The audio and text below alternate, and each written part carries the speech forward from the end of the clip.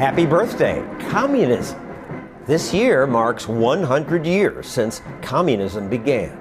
Street by street and building by building, the Bolsheviks took over. The first revolution was in Russia. In those fantastic days, the sun seemed to have risen at last. No longer would capitalists exploit workers. Now the people would prosper together under Lenin. Some people resisted, so Lenin ordered them killed. You need to hang without fail, he said, so the public sees the death of the rich, the bloodsuckers. Stalin continued the killing. Millions of people starved because it turned out that when farmers can't control their property, they don't produce much food. Yet today, many leftist Antifa activists carry communist flags. Some say, well, Russia just didn't do communism right. But when has anyone done it right? The Chinese said they would make communism work. Instead, a mob of teenagers called the Red Guard lined up skeptics and executed them. Millions were murdered. Yet even after years of murder, many Chinese people still believe. Look at these people. They are crying, not because they're unhappy. They're crying with joy and excitement just because they got to see their leader, Chairman Mao. I was brainwashed for entire those school years. Mao was like a god to me. I couldn't listen to him talking to me from the clouds. Just like a religion, right? But Chinese communism failed even the people who worshipped it. I was so hungry all the time. My uncle told me how to trap rats. But the prison, everybody's trying to catch rats. The rats run out too. It was horrible. It was horrible. Lily Tang was a little girl then. She loved Mao. Then he died. I really did not know what to believe. It's like I started to realize, was that lie? I was 12. You look at my picture when he died. I was wearing big arm, black bed and crying my eyes out. But about 8 years later, I met a U.S. exchange student. We made a dancing party. We started dancing. That type opened up. He said, Lee, come to my room next day, visit. I want to show you something. He showed me a pocket constitution. He read to me first the paragraph, Declaration of Independence. It's like a light bulb came on. I said, I have rights. All men created equal. Doesn't matter which country, which race, which color. I have rights. He put something in my head.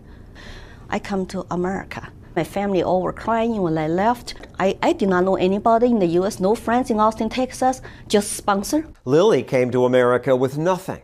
But here she thrived. And last year, my name is Lily Tom Williams. She ran for U.S. Senate as a libertarian. She polled high enough to make the debates. American citizen by choice.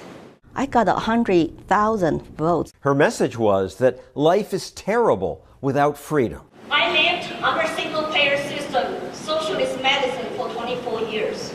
It was total nightmare. After all my sufferings in China, my awakening process, this is what I was born to do. Before she became a libertarian, she became a Republican.